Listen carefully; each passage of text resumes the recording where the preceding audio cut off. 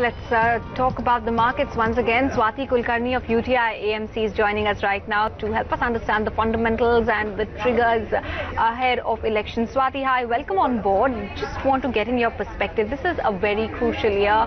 This is the election year with just about a month and a half to go for the D-Day, for the verdict. Almost 2 months from now, we will have a verdict. But just in the run-up to that, what is the kind of volatility, what is the kind of moves can we expect in the market, and what's the best way at this point of time to sort of make money, or at least not face any volatility or any sort of uncertainty with respect to one's own portfolio? What is the best and the prudent way to navigate the markets right now?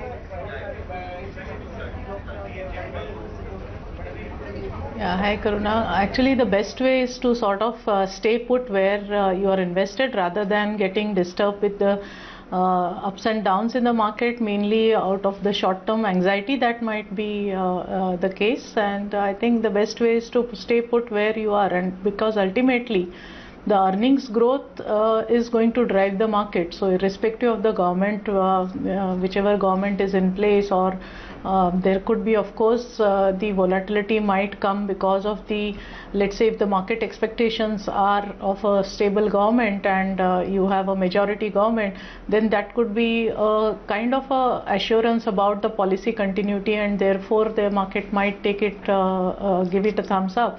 But then if it is the other way, there is an anxiety of political stability, and also the anxiety coming out of the policy related issues, and therefore markets might derate.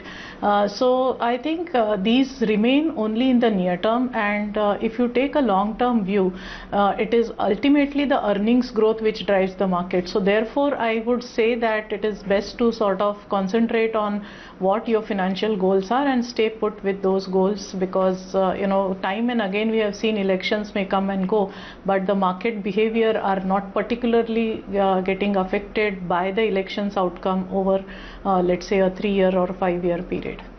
But after all the correction that the markets have gone through, do you believe that they are now in a fair value zone? And what is the earnings trajectory looking like? Because Q3 was a mixed bag really. So do you see any improvement or any uptick come by Q4 onwards, or do we still have to be a tad bit more patient and maybe perhaps wait for the next fiscal to start and a few more quarters for things to look up?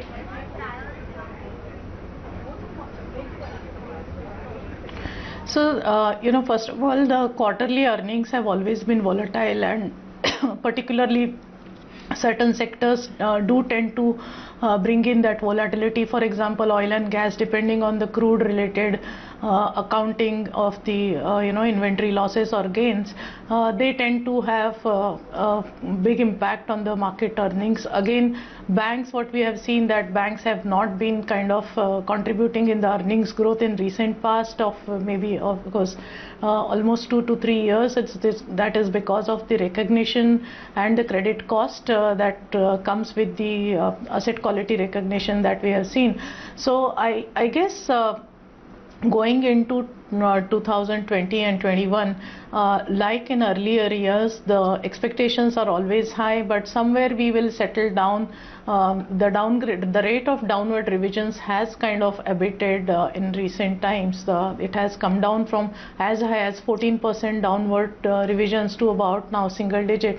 So I guess we would be looking for a earnings growth may not be of 20-25% range which the market is forecasting, but something related in teens like 14 to 15% could be achievable.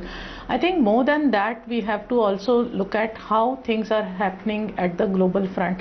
There is clearly a shift towards emerging market assets that we have seen now that the Fed has decided to sort of stop the tightening that they have gone through. So there is a shift away from dollar-based assets, and maybe there is an anxiety of what happens on the election front, and that money is sitting on the sidelines, waiting to come back to India as an important emerging markets that's growing relatively far better than the other markets. So India growth story is definitely a strong appeal in the long term, and we would see whenever the earnings pick up, money flowing back into India. So it's a question of we have to wait and watch how the earnings trend gathers momentum going forward. So on valuation, I think we are, given the earnings trajectory that we are expecting, I think the valuations are at a fair value zone, and we would not expect any major re-rating from here.